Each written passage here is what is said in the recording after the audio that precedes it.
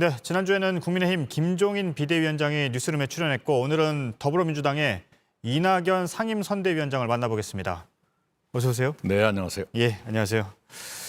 선거운동에 들어가시면서요. 잘못은 통렬히 반성하고 혁신하겠다고 하셨습니다. 구체적으로 어떤 잘못을 말씀하신 걸까요? 예, 지금은 그동안에 부동산 정책을 많이 썼지만 예, 결과적으로 국민들의 실망과 분노만 누적이 됐고 그런 토대 위에서 LH 사태가 터져서 국민들께서 참을 수 없을 만큼 속상해 하시는 것, 그것에 대한 저희들의 잘못을 반성하고 있는 것입니다. 예. 언제쯤 또 어떤 점들을 보고 그렇게 느끼셨을까요? 우선은 LH 공사의 직원들이 그런 짓을 하고 있었다. 예, 라는 것을 왜 눈치채지 못했을까? 왜 그럴 가능성을 염두에 두고 미리 대처하지 못했을까? 하는 그 후회 같은 것이 한으로 남습니다. 예. 지금 위원장님은 그런데 서울의 경우는 3% 이내에 박빙의 승부가 될 것이다 이렇게 예측을 하셨는데요. 네. 지금 뭐 분노한 민심 또 실망한 민심도 말씀을 하셨는데 그러면 그런 민심과는 뭐 조금 다르다는 건가요? 실제 현장에서는? 김종인 비대위원장도 5 내지 7% 차이를 말씀하셨던데요. 예. 선거 결과는 이렇게 수렴하는 경향이 있고요. 또 여론조사가 포착하지 못하는 것도 있기 때문에 지금부터 열심히 하면 예. 박빙의 승부가 되겠다 이렇게 판단하고 있습니다. 예. 그러면 지금 여론조사하고는 네, 좀 좀 차이가 다르다는 있는 말씀이신 거군요. 정책으로 좀 들어가 보겠습니다. 네. 박영선 후보가 최근에 낸 그 정책들을 보니까요. 부동산과 관련해서요. 공시가격 인상률 제한, 또 35층 층고 규제 완화, 재건축 재개발도 공공주도만 고집하지 않겠다 얘기했고 오늘은 또 주택담보대출 같은 경우도 규제를 좀 완화하겠다 이런 말이 나왔는데요. 이런 부분은 지금까지 정부와 여당이 추진했던 부동산 정책의 방향과는 좀 다른 부분들 아닌가요? 네, 약간의 차이도 있습니다. 예. 네, 차이도 있으나 지자체장을 하시겠다고 하는 분의 꿈이기 때문에 그건 그것대로 존중돼야 한다고 생각합니다. 예. 근데 그렇게 되면 왜냐하면 부동산 정책 같은 경우는 정부가 길게 계속 한결같은 기조를 유지를 해왔기 때문에 선거를 앞두고 갑작스럽게 좀 수정하는 것 아니냐 이런 시각이 있을 수가 있을 텐데요. 그것은 아니고요. 예. 박영선 후보도 당신이 시장이 되면 그런 방향으로 해보고 물론 당연히 정부하고 협의를 해야 되죠. 네. 예.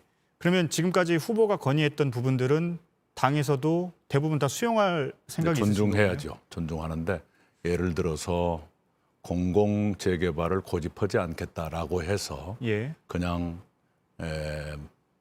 아무런 제약 없는 민간 재개발을 그냥 이렇게 마구 풀겠다 그런 뜻은 아니라고 생각합니다. 그런 뜻은 아닐 것이고요. 좀 더 시장 기능을 약간은 더 살리는 방향으로 해보겠다는 뜻으로 이해를 하고요.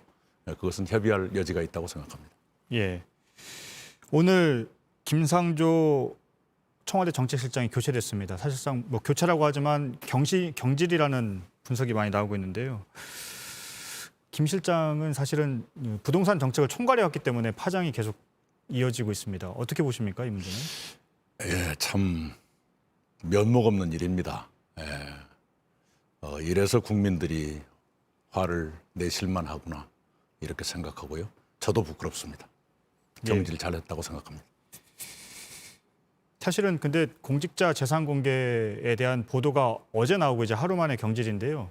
공직자 재산 신고는 신고 자체는 좀 그전에 했기 때문에 보도가 나오기 전에 검증할 수 있는 기회들이 있지 않았을까요? 평시에는 잘 검증을 안 치요. 예.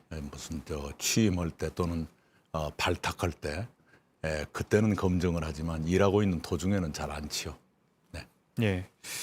그리고 지금 변창흠 국토부 장관이 네. LH 사태에 책임을 지고 사의를 표명했고 다만 사표 수리는 지금 미뤄진 상황인데요. 네.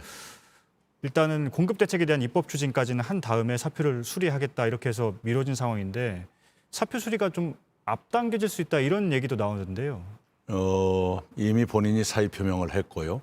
그 사의에 대해서 적어도 대통령께서 반려한 것은 아니기 때문에 예. 거취가 결정되는 것은 거의 시간 문제 아닐까라고 생각합니다. 시간 문제라면 언제쯤으로 말까? 왜냐하면 지금 뭐 입법을 추진까지인데 그 추진이 언제 정도 마무리될지 그것은 예상하기가 이제 쉽지 않아서. 시간이라고 해서 2시간이냐 3시간이냐 이건 예. 아니고요. 이미 그 방향은 정해진 거니까요. 며칠 차이 아니겠는가 생각을 합니다. 예. 후임자 물색에 좀 어려움이 있을까요?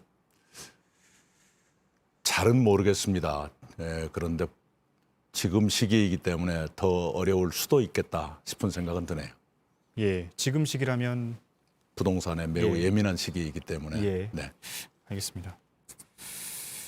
민주당이 보니까 LH 사태에 대한 대책으로 공직자의 투기로 얻은 부당이득을 소급해서 환수하도록 지금 법안을 추진하고 있는데요. 네. 지금 이 문제는 그런데 이전에 법사위 심사 과정에서도 위헌 부분이 좀 쟁점이 됐었잖아요.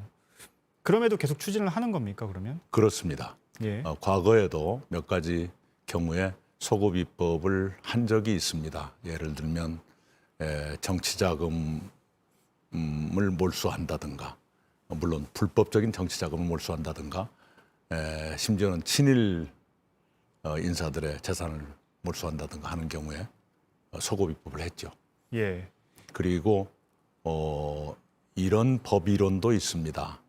행위는 과거에 이루어졌다고 하더라도 그 불법 상태가 지금도 계속된다면 그것은 소급이 아니라 당연한 적용이다. 어떤 공직자가 투기를 했다. 그런데 그 땅을 지금도 가지고 있다. 그것을 몰수하는 것은 소급이 아니다. 라고 하는 법 해석도 있습니다. 그런데 만약 그것으로 통용될 수가 없거나 논란의 여지가 있다면 법을 만들어서라도 몰수 환수를 할 필요가 있다. 이렇게 예. 근데 지금 이해충돌 방지법 같은 경우에는 만약에 야당이 반대하더라도 단독으로라도 처리하겠다는 입장이신데 네. 이 부동산 그 부당이득에 대한 환수는 어떻게 됩니까? 그러면 야당과 야당이 협의를 동의하지 않는다면 그것 또한 단독 처리를 불사해야 한다고 생각합니다. 예. 소급해서 적용하는 문제도 단독으로 처리하시겠다는 그렇게라도 하는 것이 옳겠다고 판단합니다. 알겠습니다. 지금 국민의힘이 보니까 박영선 후보를 향해서는 박원순 전 시장의 시즌 2라는 주장을 계속 펴고 있는데요. 이 부분에 좀 동의를 하시는지, 그리고 실제 위원장님께서는 박 전 시장에 대해서 어떤 평가를 하고 계시는지 좀 궁금합니다. 우선 그 말씀을 하는 국민의힘은 그러면 누구의 시즌 2인가요? 저한테 물으시는 건가요? 아니, 그분들한테 되묻고 싶어요. 예. 네. 초등학교 아이들 무상급식을 반대하면서 스스로 시장직을 던지신 분이 돌아왔는데 그건 시즌 2가 아니라 그러면 뭐라고 말해야 되나요? 박영선이란 사람은 대단히 칼라가 뚜렷하고 개성이 강하고 주관이 확실한 사람입니다. 누구의 시즌 2가 될 사람이 아닙니다. 박영선은 박영선입니다. 그런 예. 것은 염려하지 않아도 된다고 생각합니다. 염려하지 않아도 된다는 말씀이 좀, 그런 논란의 여지가 들어오는데요. 거의 없을 것이다라는 예. 뜻입니다. 그러면 박원순 전 시장에 대한 평가는 어떻게 내리고 여러 계십니까? 평가가 있다는 걸 압니다만은 분명한 것은 마지막에 성추행은 몹시 잘못된 일이고 대단히 죄송스러운 일이라고 생각합니다. 네. 지금 보니까 민주당은 그 국민의힘 후보들의 부동산 의혹을 비롯해서 네. 개인 검증 이슈를 집중적으로 제기를 하고 있는데요. 이번 선거전에서 좀 어느 정도 효과가 있다고 보십니까?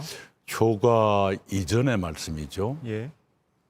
서울과 부산에 야당이 시장 후보로 내놓으신 분들이 공교롭게도 부동산 문제와 거짓말 이 두 가지 문제를 동시에 지금 야기하고 있어요.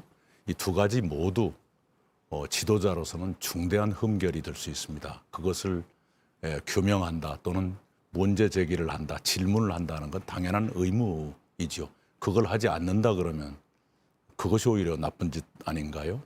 네, 그리고 효과는 우리 시민들께서 판단을 해주시리라 봅니다. 효과 때문에 일부러 그러는 것은 아닙니다. 예. 이번에 보궐선거가 치러지면 뭐 지금 상황에서도 대선은 1년도 안 남았기 때문에요.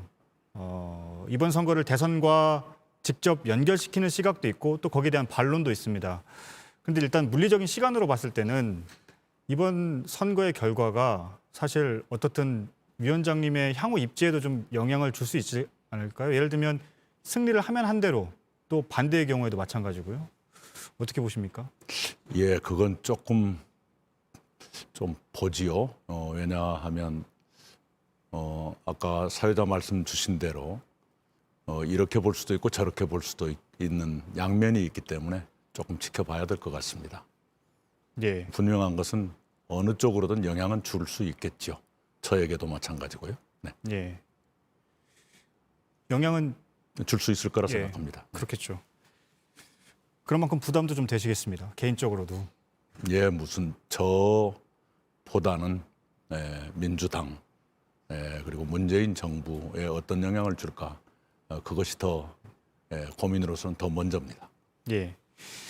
지난 1월에 뉴스룸에 나오셨는데요. 그때 제가 윤석열 전 검찰총장, 예. 당시는 뭐 전 검찰총장이 아니었죠.